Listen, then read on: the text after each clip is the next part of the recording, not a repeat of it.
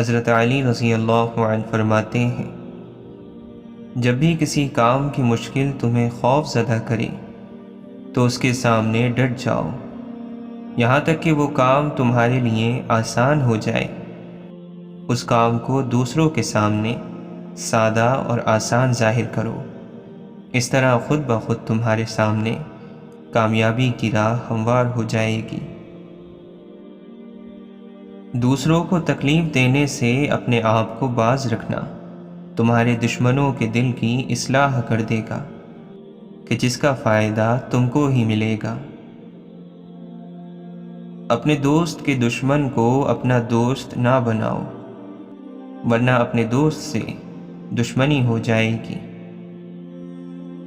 آپ نے فرمایا، کسی بے چین کی فریاد سننا اور مصیبت زدہ کو مصیبت سے چھٹکارا دلانا بڑے بڑے گناہوں کا کفارہ ہے۔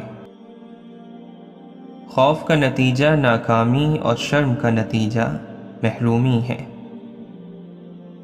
انسان کی موت اس سے پوشیدہ ہے اور اس کی آرزوئیں برابر اسے دھوکہ دیتی رہتی ہیں۔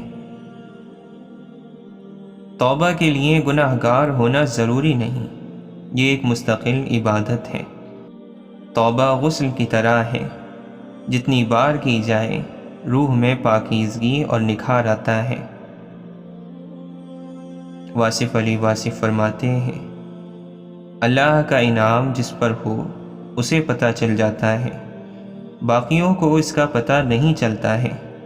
اللہ کے ساتھ آپ کا رشتہ ذاتی ہے، آپ جیسے اپنے اللہ کے ساتھ ہیں ویسے ہی اللہ آپ کے ساتھ ہے۔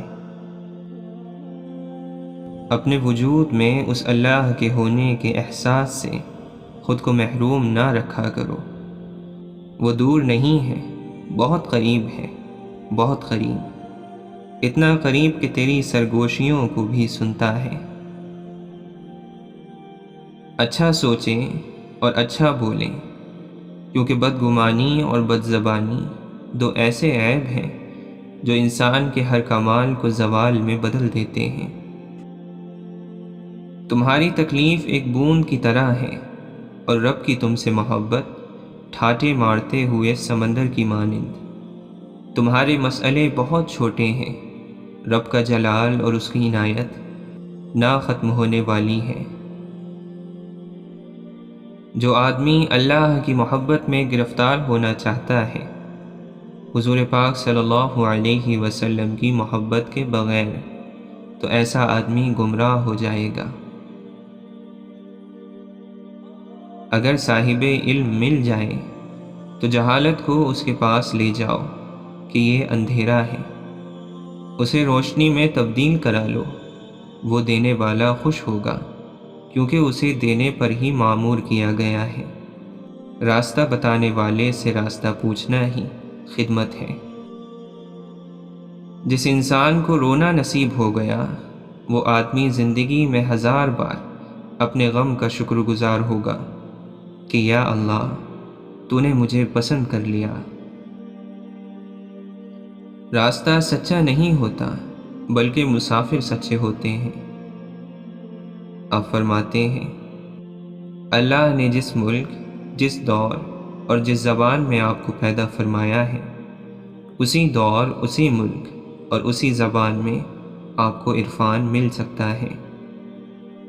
آپ فرماتے ہیں، آپ اللہ کے فضل کا انتظار کرتے کرتے 1000 دفعہ مر جائیں اور کروڑ دفعہ زندہ ہو جائیں تو پھر بھی اس کا فضل اپنا وقت رکھتا ہے۔ پھر بھی آپ یہ بات یاد رکھنا کہ آپ اس کے انتظار میں رہنا۔ آپ سب کو میری یہ نصیحت ہے کہ اس کے انتظار سے مایوس نہ ہونا۔ دشمن کی اصل قوت دوستوں کی جدائی میں ہے۔ اگر انسان کی شکل بہتر ہے تو اس میں اس کا اپنا کمال کیا ہے؟ انسان میں انسان کا اپنا کیا ہے؟ اگر ایک نعمت ذرا کمزور ہو جاتی ہے تو آپ باقی نعمتوں کا شکر ادا کر لو۔ آپ فرماتے ہیں، قرآن کی تاثیر اس شخص پر بند ہے جو متقی نہ ہو۔ نماز کی تاثیر اس شخص پر بند ہے جس کا دل ایمان نہ لایا ہو، اسی طرح حج کی تاثیر اس شخص پر بند ہے جس کا دل حاجی نہ ہو۔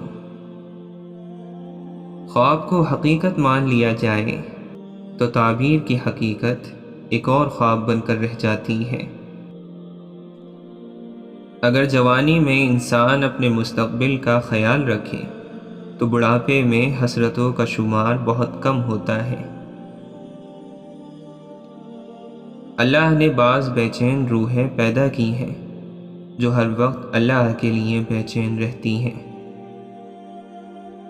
آپ اللہ کو یاد کرو، آپ کے ذہن میں سکون آ جائے گا۔ اب دوسروں کو نہیں آ رہا تو وہ جانے اور ان کا کام جانے، آپ پہلے اپنے سکون کی تلاش کریں۔ دعا یہ کرو کہ آپ کو اپنی موجودہ زندگی پسند آئے۔ جس شخص کو موجودہ زندگی نہیں پسند وہ اللہ پر یقین نہیں رکھتا۔ اللہ پر جس کا ایمان ہے اس کو یہ زندگی پسند آتی ہے۔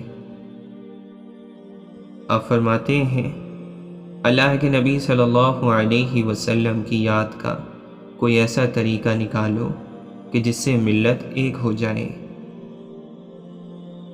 کلمے کا مطلب ہی یہی ہے کہ جہاں اللہ کا ذکر ہوگا وہاں اللہ کے حبیب صلی اللہ علیہ وسلم کا بھی ذکر ہوگا۔ جس نے اللہ کا راز دریافت کر لیا اس نے یہی کہا کہ اس کی معرفت یہی ہے کہ اس کی معرفت نہیں ہو سکتی۔ اللہ کے مقرب بندوں کی علامت یہ ہے کہ وہ کسی کا دل نہیں دکھاتے، کسی کا حق نہیں رکھتے، کسی کو اپنے سے کمتر نہیں سمجھتے۔ وہ گناہ سے نفرت کرتے ہیں لیکن گناہ گار سے نہیں، کسی کی تباہی کی دعا نہیں مانگتے۔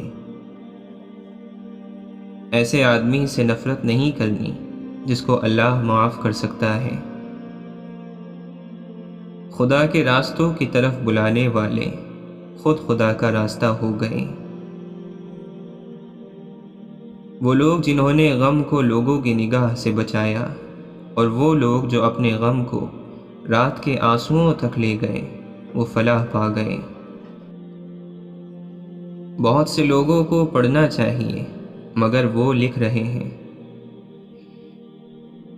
واصف علی واصف فرماتے ہیں، لوگوں کے سامنے غم کو رسوا نہ کرو، بلکہ اگر غم کو دل میں رکھو، حفاظت سے رکھو تو یہ اللہ کے تقرب کا ذریعہ ہے۔ اس شخص کا کیا گلہ کرنا جو اپنا ہے، اور جو اپنا نہیں اس کا کیا گلہ کرنا۔ انسان کی سب سے بڑی کامیابی خود کو خود کی ذات تک محدود رکھنا ہے۔ خود کو کسی بھی چیز کا اتنا عادی نہ بنائیں کہ اس کے بغیر گزارا ممکن نہ